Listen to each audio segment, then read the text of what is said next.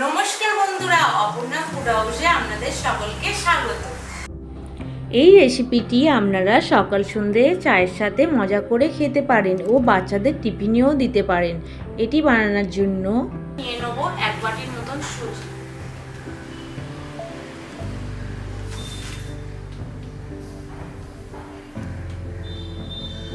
সুজিটা এবার একটু মিক্সিতে ভালো করে মিহি করে নেব।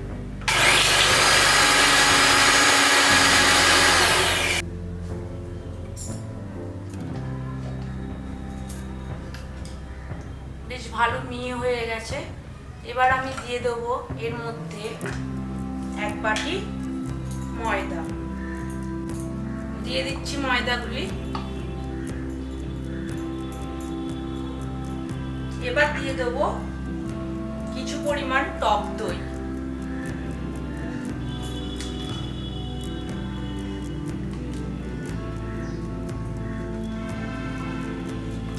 আর দিয়ে দেবো সামান্য নুন।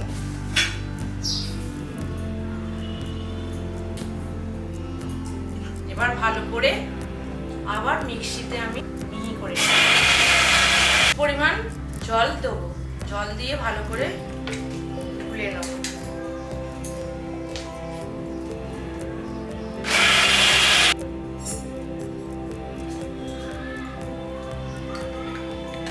দেখুন খুব সুন্দর মেল্ট হয়ে গেছে। এবার আমি এই মিশ্রণটি একটি পাত্রে ঢেলে নেব।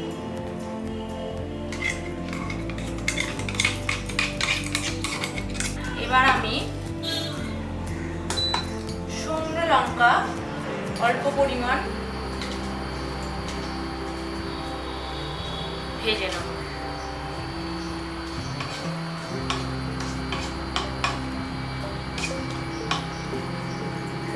আর এর সাথে ভেজে নেব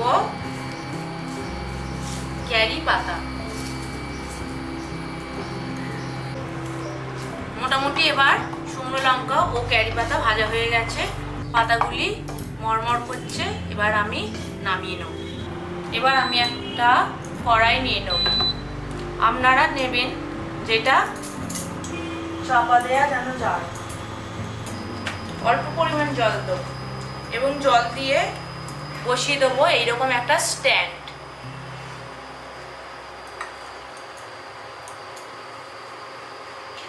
জলটা কিছুক্ষণ ফোটাবো, তার জন্য আমি এবার চাপা দিয়ে দিই।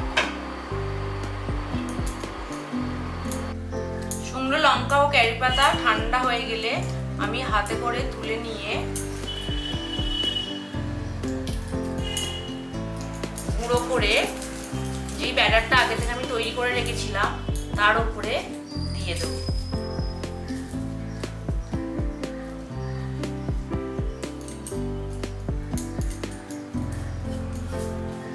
সেম ভাবে ক্যারি পাতাগুলো দিয়ে দেবো।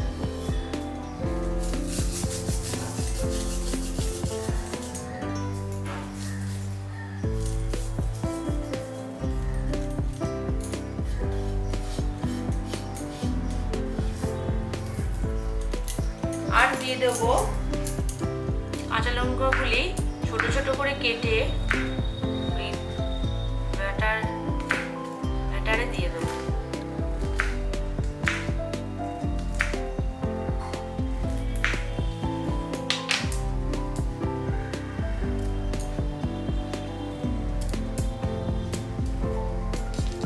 এবার ব্যাটারটা ভালো করে মিশিয়ে নেব।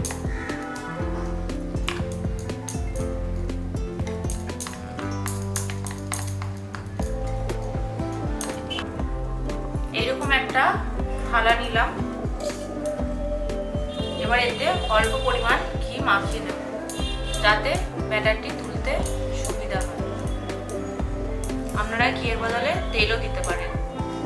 দিয়ে এইখানে দিয়ে ভালো করে চারিদিকটা মাখিয়ে নেবেন। মাখানো হয়ে গেলে এই ব্যাটারটি দিয়ে দেব।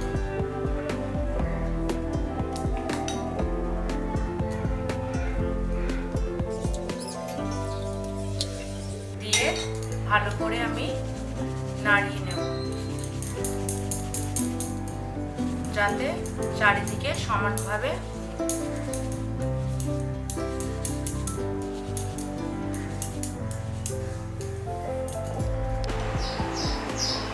জলটি ফুটতে শুরু করেছি। এই জলের ওপরে আমি এবার স্ট্যান্ডের উপরে ব্যাটারটি বসিয়ে দেবো।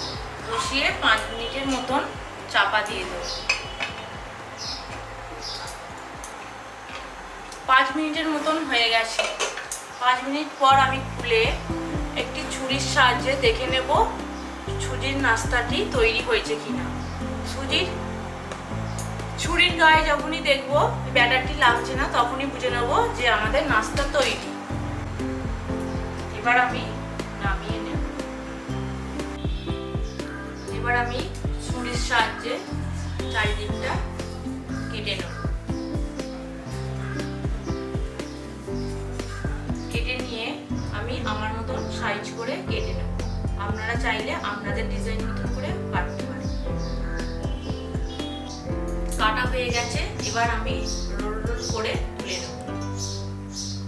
দেখুন ঘি লাগানোর জন্য কত সুন্দর উঠছে এবং ব্যাটারটি পাতলা করে দেবে। দেখুন কত সুন্দর হয়েছে। এরকম করেই আমি তুলে নেব। এই একইভাবে আমি পরেরগুলো রোল রোল করে